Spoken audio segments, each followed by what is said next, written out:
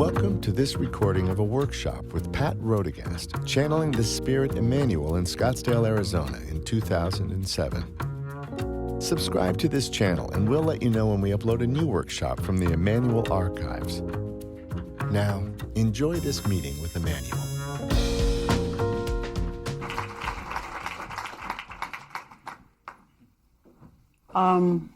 I guess I better close my eyes. I want to say hello first, and then I have to disappear.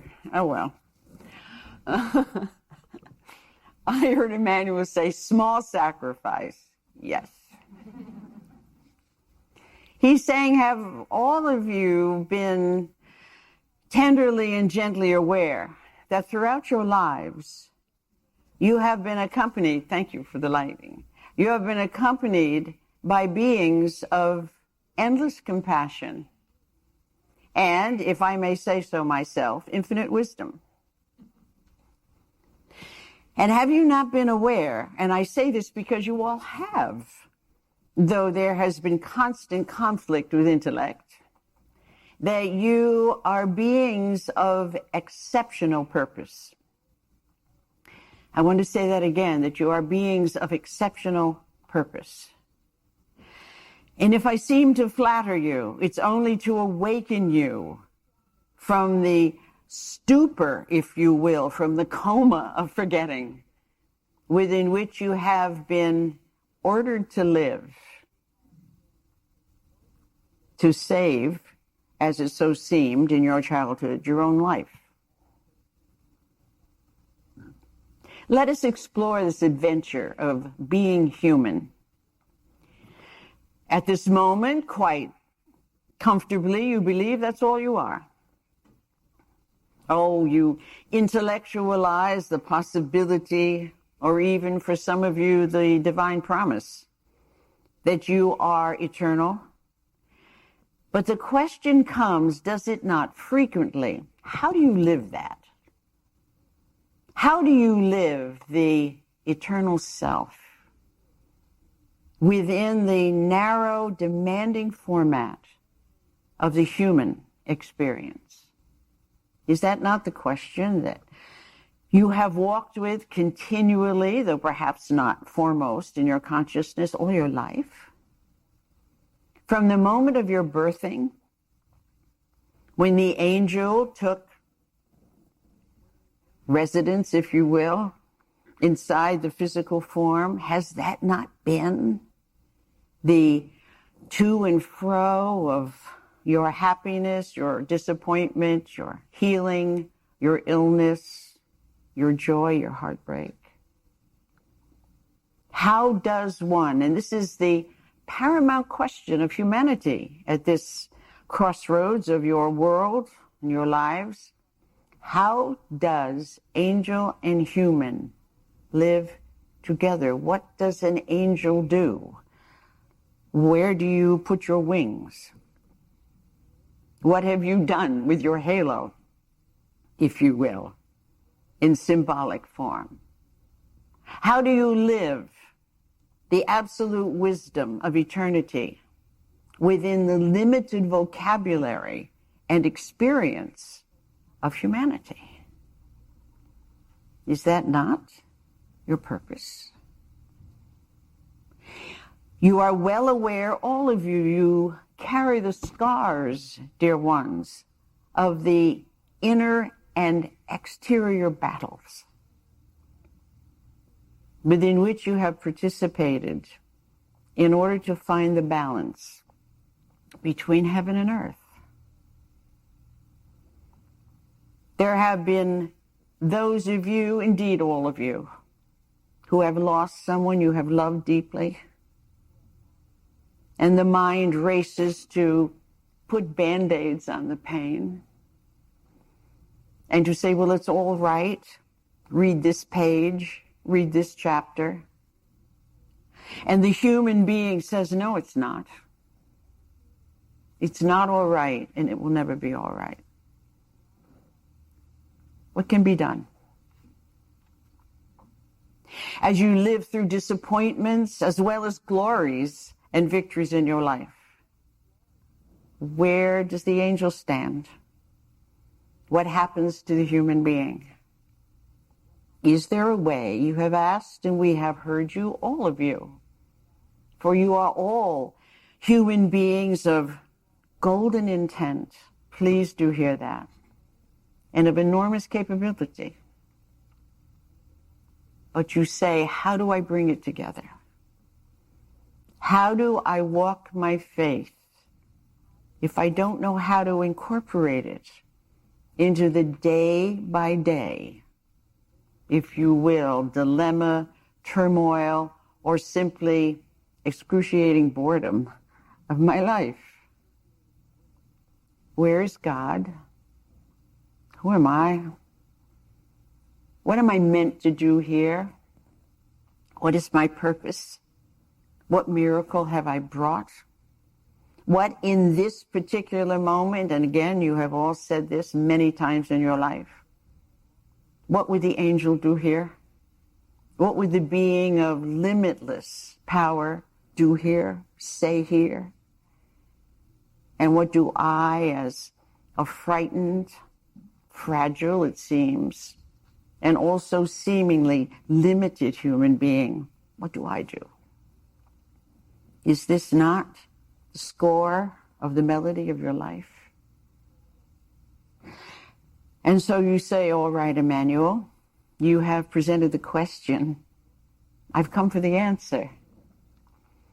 And I take enormous pride and pleasure in saying to you that if you did not have the question, if you did not have the answer, you could not ask the question. It would come from nothing. Do you hear what I am saying? The moment you begin to wonder, know that you have struck, if you will, the treasure. If you say, what does an angel do here? You have already come to the most propitious moment of remembering you're an angel. Do you see what I am saying?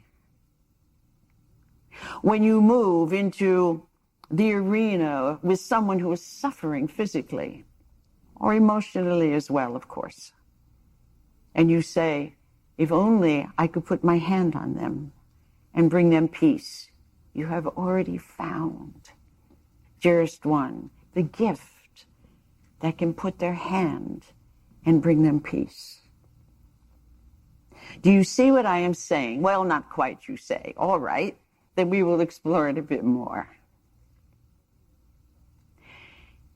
The only requirement, he's saying to me, now say this carefully, I'm listening.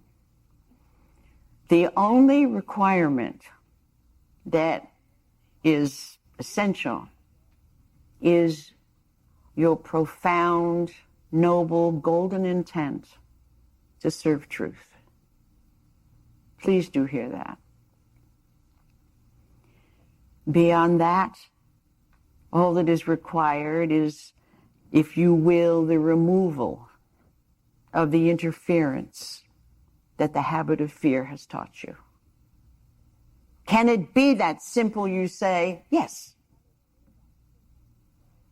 When the world says to you, who do you think you are? Dearest ones, please let the response be, not only do I think, but I know. I am a being of light. I am an angel of mercy.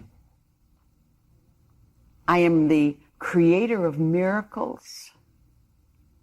I am the healing of the world. Please do say that. For it is true. The moment love opens the heart, you are home. The moment love opens the heart, you are home. And all of the how-tos and shoulds and what must I do and no, I cannot and how dare I are all simply, if you will, the voices of fear, chattering, attempting to get your attention. Well, you say, why does fear do that? Because at that moment it knows it's fighting for its life. The moment you touch the greatness, the remembering, the glory of your being, fear vanishes. It doesn't have a chance.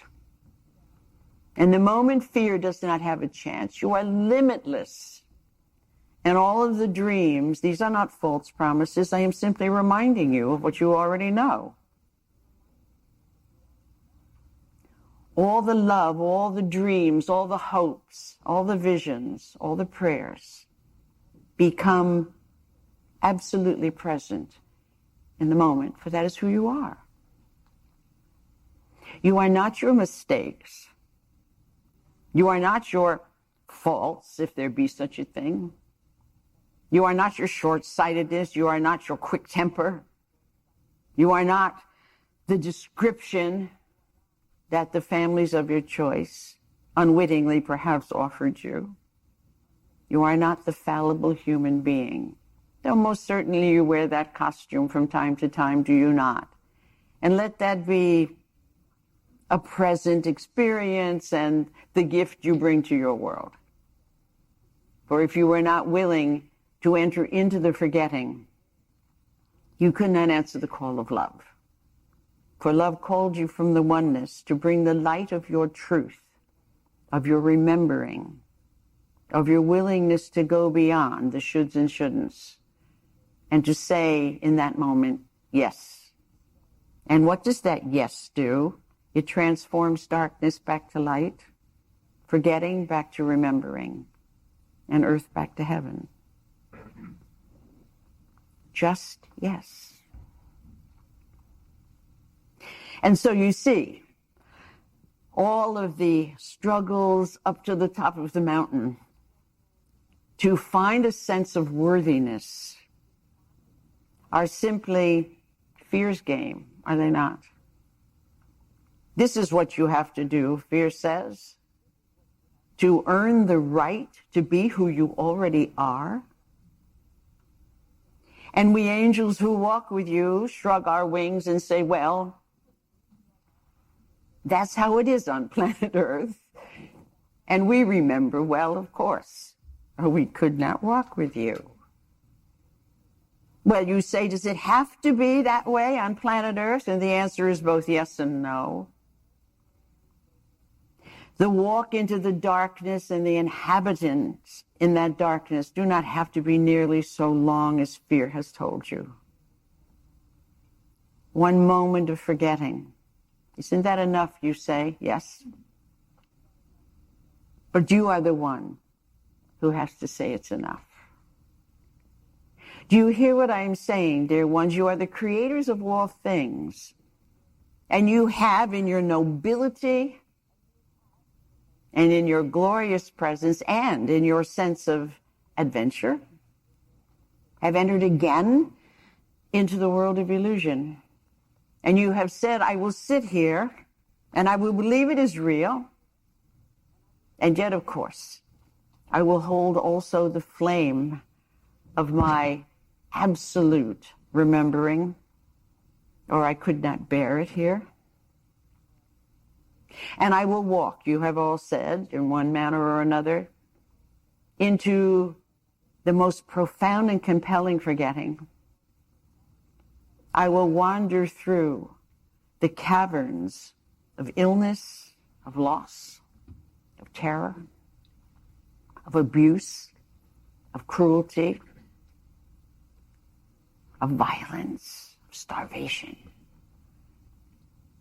And all the while, I will keep my sacred flame safe and lighted, knowing that there will come that remarkable moment when I will simply say, and this is who I really am. And as I bring forth that light, all the caverns will be transformed. The Garden of Eden will return, if you will. Heaven and earth will come together. I do not exaggerate. Indeed, in my effort to get past, if you will, the mind's difficulty in comprehending, and I am not insulting your IQs, I am simply remarking of the nature of mind, to speak to your hearts. I am eliciting, if you will, the simplest and yet the most accurate means of communication. You are all well aware, I know, that there are ramparts that you, in your need to survive in your world, in your childhood as well as your adulthood, you have created armament around the most precious gift that you have not only to give, but first to live. And that is your hearts, your magnificent, wondrous hearts. Your capacity to love. Would it not be wondrous now if you could just imagine, dear ones, just here in the safety of this room, promising yourself, of course, that before you leave this room, you will find that light, gather it in, put it back into the hiding place, if that is what seems to be necessary, and to go about the normal business of your life. But just now, dearest ones, let the light be known. And to ask yourself, who am I really? In this moment, who am I now? And let the answer be the breath of truth, the one you have always known and have defended all your life. The newborn child receives the message, your light is not welcome here. You are not the angel of eternity. You are not the miracle worker. You are a small, troublesome child that doesn't even know how to move their fingers or touch their toes. And in that, if you will, disregard, you necessarily have taken on the identity of human self. Was that wrong? No. It was absolutely essential. But now, it has become more essential, has it not? Not only for your happiness and your well-being, but for the entire planet and those you love upon it, of course, for you to be willing to, if you will, unmask.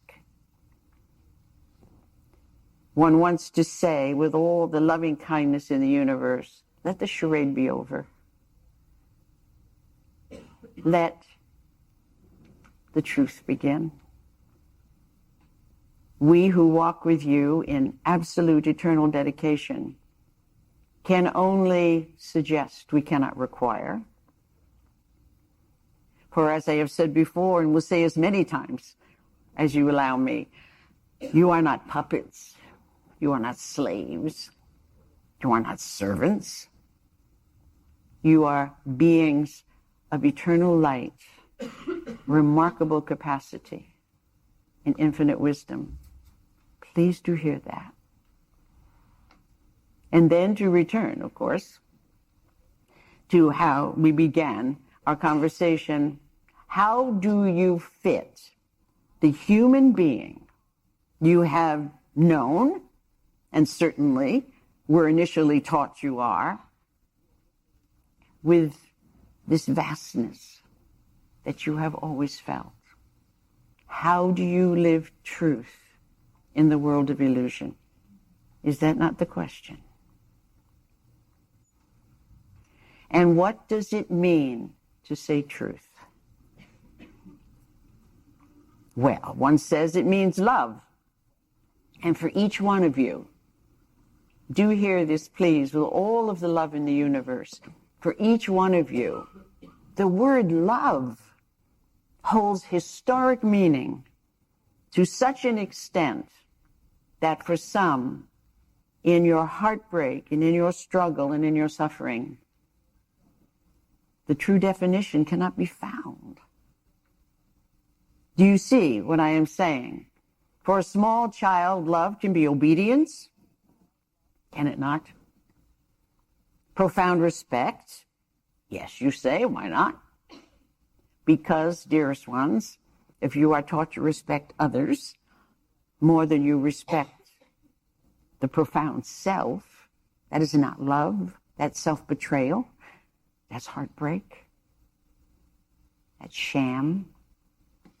Do you see what we are discussing? We are discussing, if I may say so, the entire, if you will, alteration of your entire planet. I say that not to frighten you, but to, if you will, excite you, saying, into agreement so that the work can begin. Well, of course, you are saying, looking around, just us. Just this room full of people. Oh, yes. Indeed, half of a room full of people. If the belief be profound and the willingness absolute, as I have said before, can change your world. Now, what does it mean to change your world? Does it mean your political opinions will finally be known as truth? No.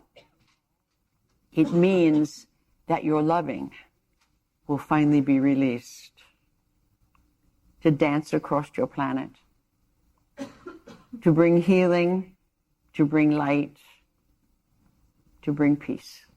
Is that not what you all want? And so, we who have walked with you through eternity welcome you again. Please do now sit for a moment, if you will, and listen, not to myself, for I have said enough for the moment, he's saying, but to listen to your own voice of wisdom, your own longing.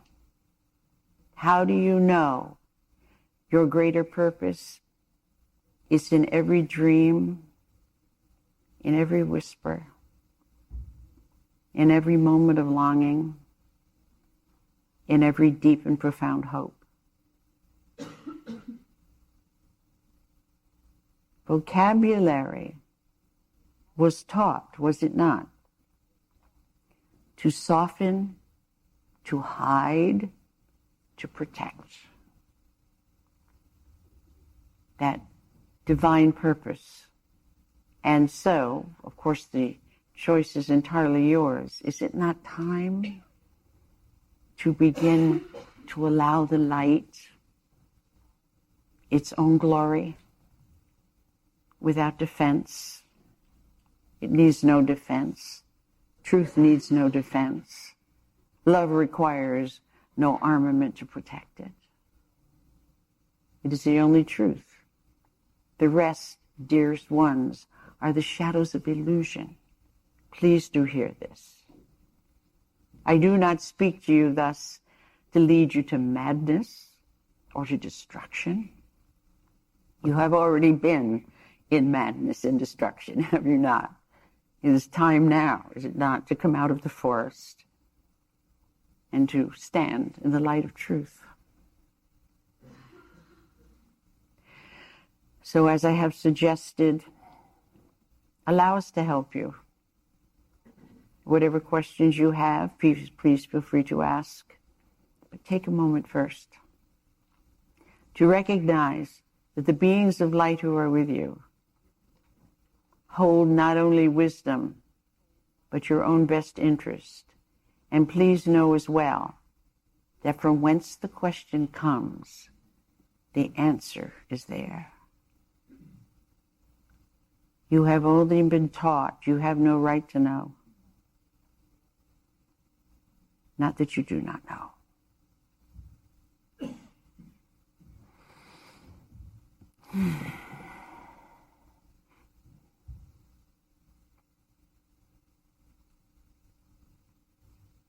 He's saying, don't be afraid of silence.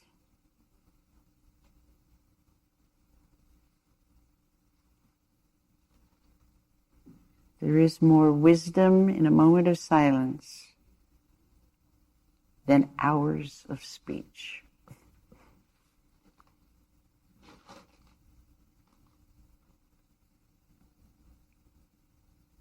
And then I said in my head, then why don't we just come in and sit in silence? And he said, if you only would.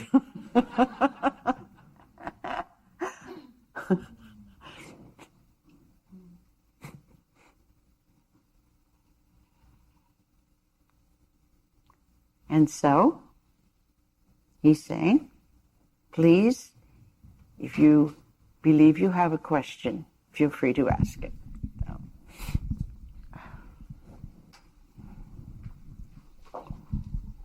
Emmanuel,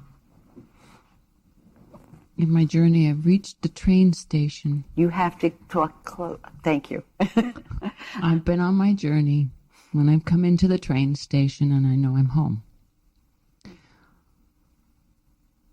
Am I supposed to proceed directly to Sylvia and Neil? Are you supposed to proceed what? I'm sorry. Directly to Sylvia and Neil. Emmanuel is saying, I want to honor you with a greater truth than the question allows. He's saying, please bear with me. There are no shoulds or supposed tos.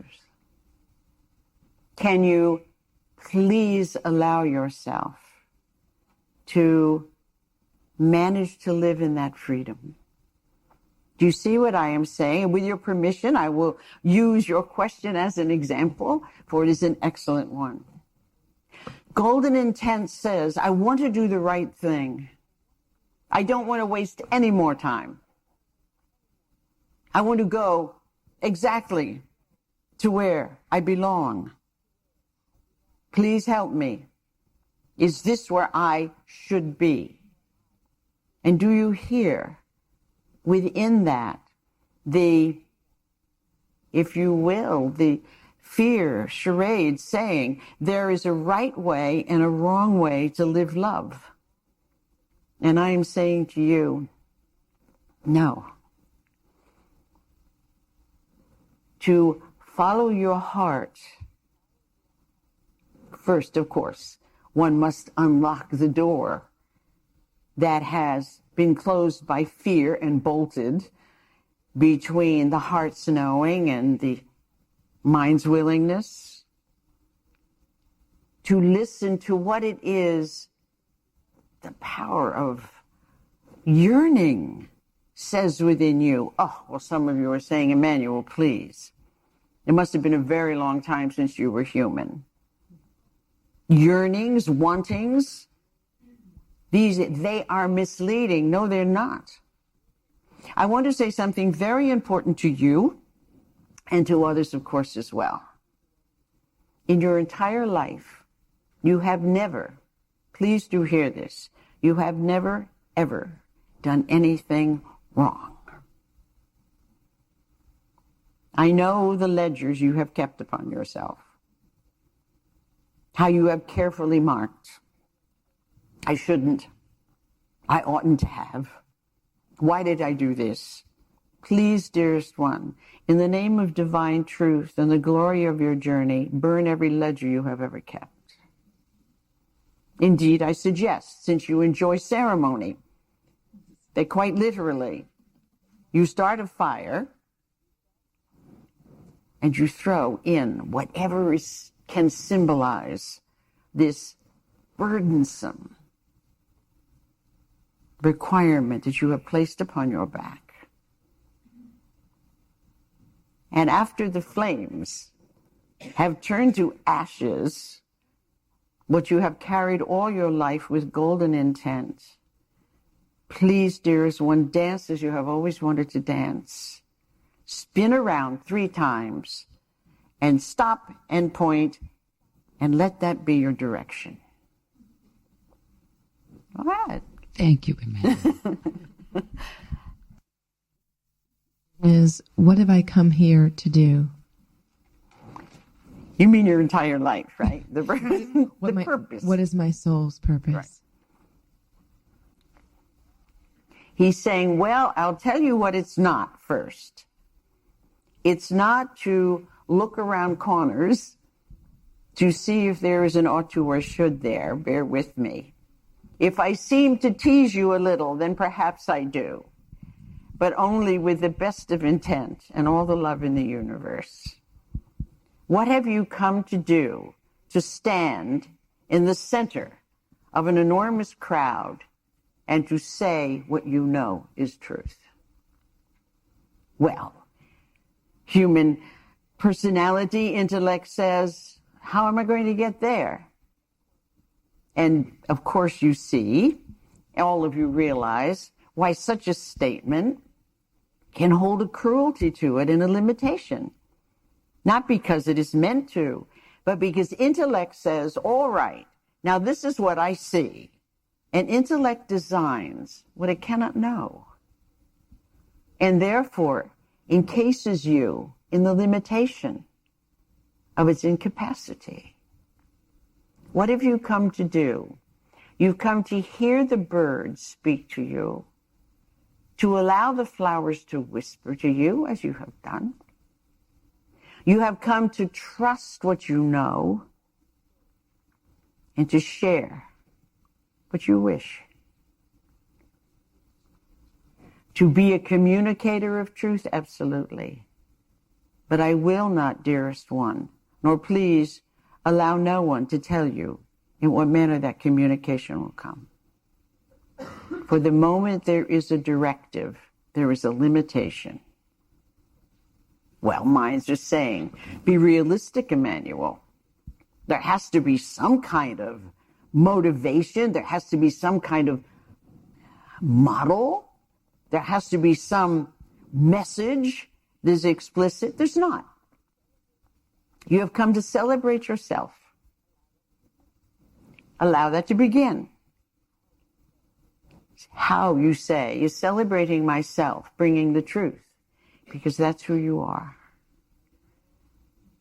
And the more you release yourself from the bondage, the chains you have placed around your ankles and your wrists, and the more you trust the beauty of your being,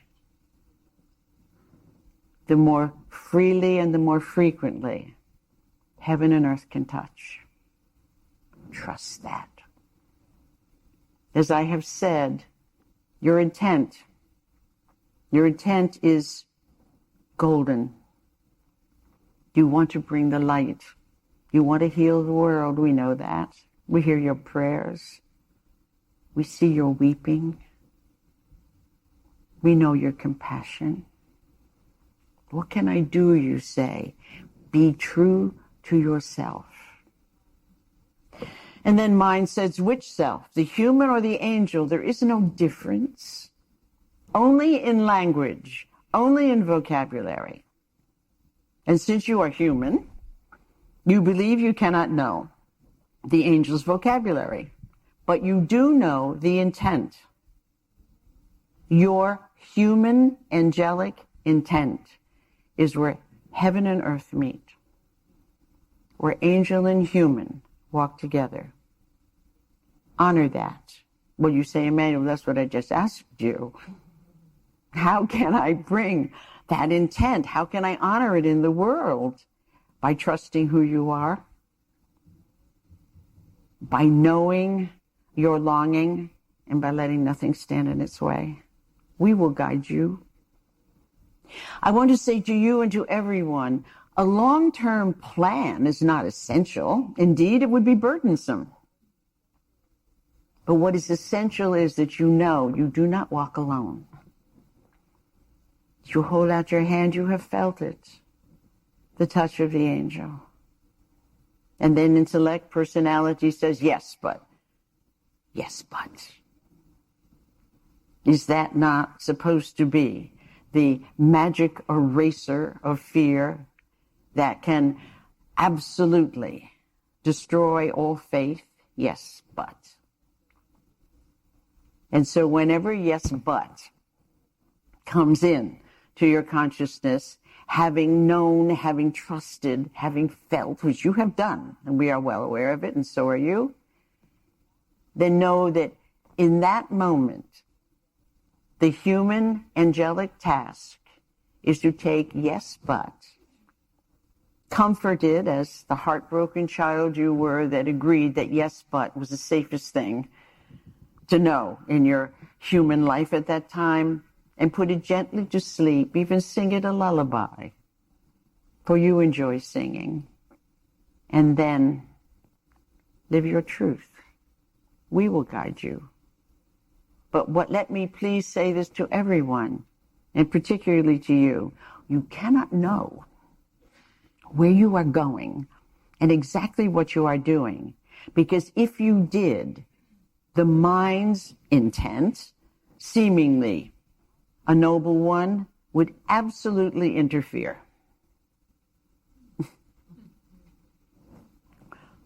That's his answer.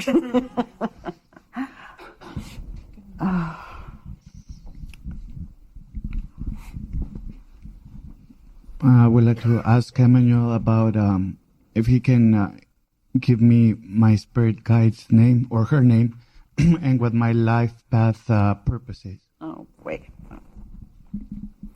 He's saying, I want to play a game with you, if I might. Will you play with me? He's saying he wants to ask you that. Yes. I will. In the first place, he's saying, since there is no he or she in the profound sense that you are now wearing your bodies in the world of oneness, what energy would you like, dear friend? He's saying, I would suggest feminine, but that's entirely up to you. So what do you want? Feminine? Sure, you'll take anything, right? All right. Emmanuel says, no, I didn't say that. You want a name? Your favorite name. You see what I am saying? I am not in any manner diminishing you. Let us label her Isabella. And so the angel Isabella is standing with you. Well, you say, will that help me communicate with her? Only if you allow it. You see, dearest ones, we will do anything to reach you. We will posture as beings of ennobling feature, or we will simply be the whisper of a light. Whatever it is that will soothe the fear and comfort the longing. We, you, all creation, holds within it infinite possibility. In one moment, dear sir, if you could hold the faith in the power of your loving, you could wave your hand and create a miracle. That's not a false promise. It is a reminder. That's what you've been seeking all your life. Your sense of powerlessness has caused you enormous pain. And why would it not? It's false. And so ask yourself, homework for you. If I could wave my hand and create a miracle, what would it be? And once you have touched that, I promise you, in the name of love, the intent must be, of course, in the name of love. The only thing that can stop you is your doubt. Consider that. And I, and all of the angels of heaven, and Isabella as well, will walk with you. He's saying, thank you for asking. Oh, that's so sweet. I'll get it. I didn't break it, did I? No. Right here in the gray, I think you're going to... Hi. Hi. I've known all of my life that I have a deep ability to heal and bring something, and I have been in school forever. And every time I think I know exactly what it is, something else of interest comes in, and I want to do that too. So I'm hoping that I might find some direction for what it is. He's saying, dearest one, Not yet. And let me tell you why. Not because you are not worthy, but because you are not willing and able yet, as a being of extraordinary light, to simply say, all right, this is the arena within which I will practice. Be patient. Be patient. Well, mind says, how much longer? Perhaps, if I may say so, he's looking at a calendar. Once in a while I see things, and he's flipping the calendar. And he's saying, well, perhaps 3 or 4 more months. If you will be willing simply to say, all right, I have come to be a channel of enormous importance. I do not flatter you, nor do I wish to burden you. Just to say yes. Please just to say yes, and leave the rest to us. The mind in its impatience, seemingly honoring the longing to make a difference, says, shouldn't I know now? I want to know what direction now. I want to remind all of you, fear has learned the language of love. Has it not? Or it could not have kept you so convinced for so many years. Fear will say anything that seems appropriate, and yet its intent is not to honor love, but to honor itself. And so seek the intent, look to find and to know the why. You say, I know I'm a healer. I want to know where my gift can be given. The altar has not been established yet. You will know. Please do hear this. For the next little while, your challenge is faith. Walk with that. Wow.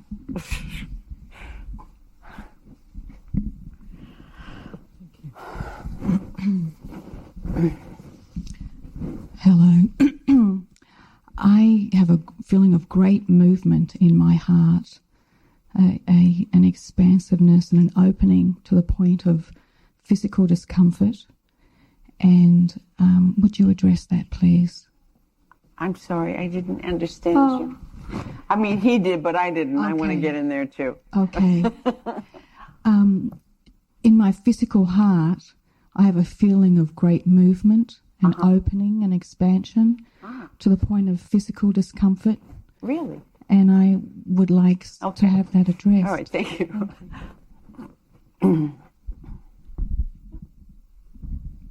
Well, he's saying the only thing I want to tell you that would cause physical discomfort is fear's contraction that says, oops, uh-oh, perhaps this shouldn't happen. You have all felt it in your bodies. That's where illness comes from, is it not? And I am not saying you are ill. I am saying physical contraction is a natural response in the name of fear for spiritual expansion. Well, then mind says, am I always going to have headaches then if I go beyond intellect? Am I going to be in pain and discomfort and apprehension if I go beyond what seems to be the physical reality? Well, that's entirely up to you, is it not? Every breath is a moment of surrender. May I say that again? Every breath is a moment of surrender. Yes. And as you inhale, and this will ease you, I promise. As you inhale, say yes. And as you exhale, allow even that yes to simply vanish. And the next moment of inhalation, yes again. And mind says, what am I saying yes to? You're saying yes to infinite possibility, to the power of eternal love, and to the glory of your being. That's what you're saying yes to. Can the human heart, mind says, encompass this eternal loving? Hearts are not meant to encompass. They are meant because, as we have said before, your bodies are porous. And there is a reason for that. So that the light of truth can go in and out without confinement. Perceive your heart not as, if you will, a vehicle of physical structure, but simply as a servant of the light. Yes. And trust your bodies, all of you, and your minds as well, to serve as the best they can, to allow non-constriction. In other words, not to take the hand of fear, but to recognize that with every breath you have a choice. In this moment, do you choose fear or do you choose love? And immediately mind says, but what's the difference? How do I know? Intellect, and please do say this kindly to it, you will never know. But the heart does. Do you hear what I am saying? There is this seemingly endless struggle, though I have great faith in many of you here that you will find a way to bring heaven and earth together, mind and heart together, angel and human together. There's a great struggle. This has been all of your struggles, all your lives. Your heart has been struggling with confinement since the moment of your birthing, you know that. Let me out of here, the angel said. Before you were born, that's what you said. Let me out of here.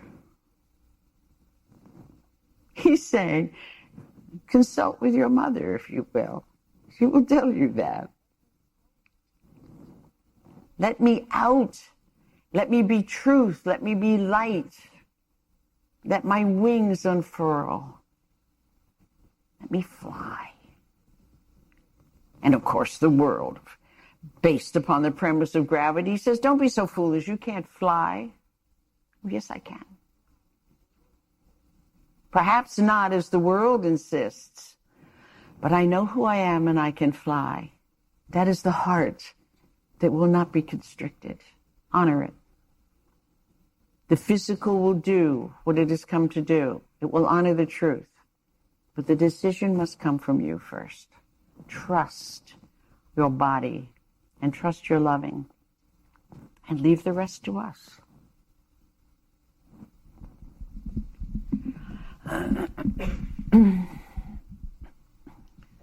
Emmanuel, I'd like to ask for wisdom regarding my feelings and what to deal with regarding my husband's ex-wife and his grown daughter, one of them, coming out from the East Coast to the West Coast to visit us, potentially.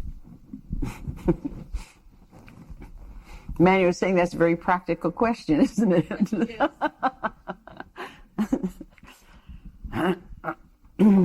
Okay, I have to take a minute to get out of the way. He's saying exactly. And that also is what I would suggest with great kindness to you. To anticipate that there will be sharp edges, awkwardness. Let us use the word awkwardness. Is to create a requirement for awkwardness. What I would ask of you, since you have been kind enough to ask me, is that you perceive the entire thing as a dance. As you open the door to greet them, let the dance begin. Let there be certainly the human experience, for you cannot deny that, but also, please, dearest one, sprinkle every moment with humor, with lightness. There is no weightedness unless it is given. Do you see what I am saying? To anticipate difficulty is to plant the seeds of difficulty. To anticipate awkwardness is to establish the requirement for awkwardness. What I want to say to you is, projection from intellect is absolutely the greatest waste of time that any human being can indulge in. You do see what I mean. You have all wasted years of your lives projecting ahead and attempting then to avoid what mindset is going to happen. Dearest ones, you would have been much better served if you had just sat and sung yourself a sweet, sweet melody.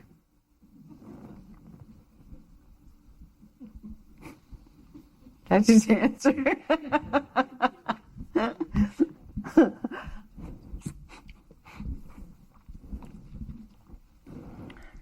Hi. Hi. See if I get this right this time.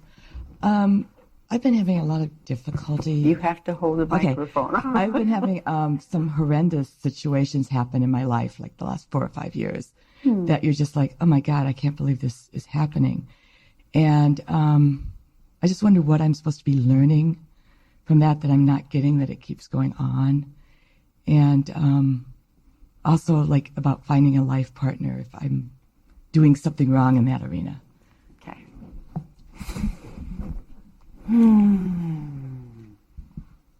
He's just saying to me, what are you saying to me?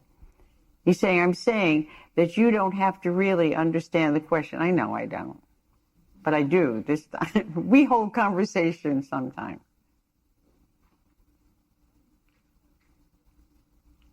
What are you supposed to get out of, if you will, a pile of confusion, what seemed to be an endless mudslide, he's saying?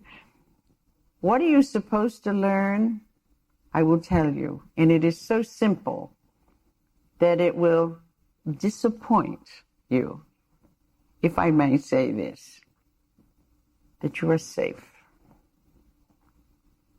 That no matter what transpires, the essence of your being is untouchable.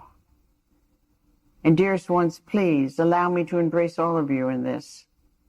The willingness, the nobility of the human mind that says, all right, just tell me what I'm to learn from this suffering, this confusion, this anxiety, this despair, this rage, this betrayal. What am I to learn from this?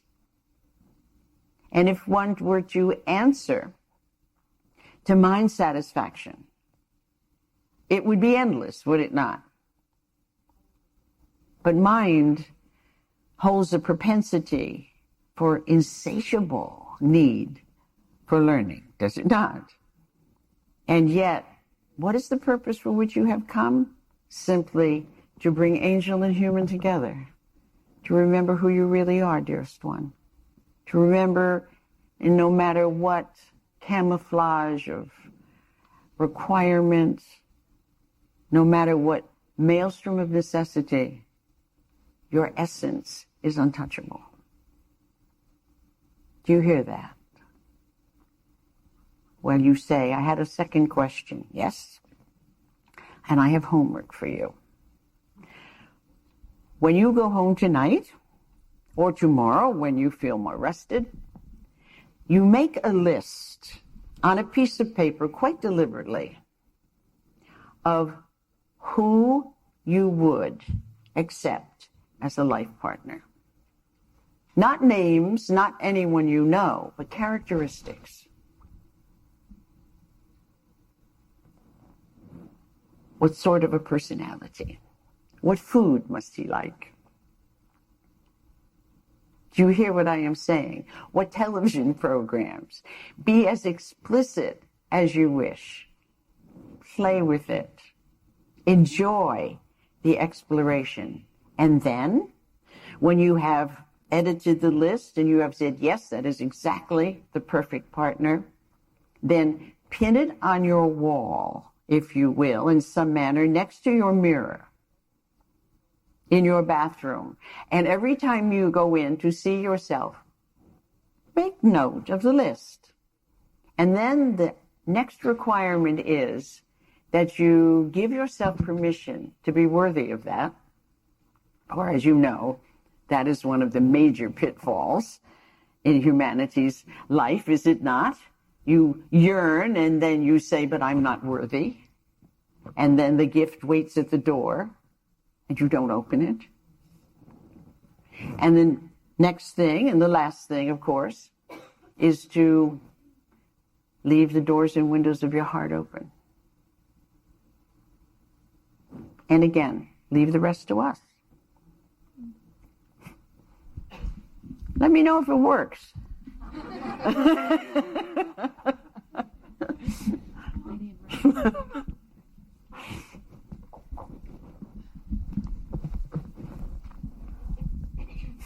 I've changed my question a dozen times since I've been listening to you this morning. It's very... Yeah. Oh, I've been changed my question a dozen times this morning after listening to you and thinking more deeply about what I want and what sounds good. I hear you. I had kind of a major life change, came here to find my purpose in life, maybe a great interest in energy healing and searching and trying to find the place to use that with multiple other interests. And then the sideline, the upset that brought me here is following me in a different manner. And I'm just looking for a kind of direction with what to do that, and direction on how to use my healing energy, if that's what it is. I think it is. Okay.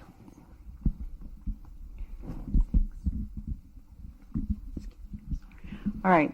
As you were talking, Emmanuel said I should tell you this. I saw a bell in your heart. It was a golden bell. It was beautiful, and it just started to ring. And then now I'm seeing it still, and then you stopped it. So I don't know where that is, but let me see what he wants to say. And he's saying what she means by that is what you're seeking, to allow yourself just to step back, perhaps a half an inch or a quarter of an inch. Having placed your request, indeed placed your order, and then allow yourself, please, to receive the response. Do you see what I am saying? Mind, humanity, fear, label it what you want. Says, this is my question, this is my need, I want the answer now. But the answer can't come until you are willing to cede the room to allow the answer to come. And so you say, I walk with upset, I'm looking for my life. Let us just say that. I'm looking for my life. I hold these wondrous things I know I can say and do. And I am looking for where it is I can find purpose. For where it is I can own my direction. For where it is I can live my freedom and be my truth. He's saying, have I not said that right? Yes. And then what I am saying to you is, dearest one, the impatience of intellect, fear, will not let the answer come.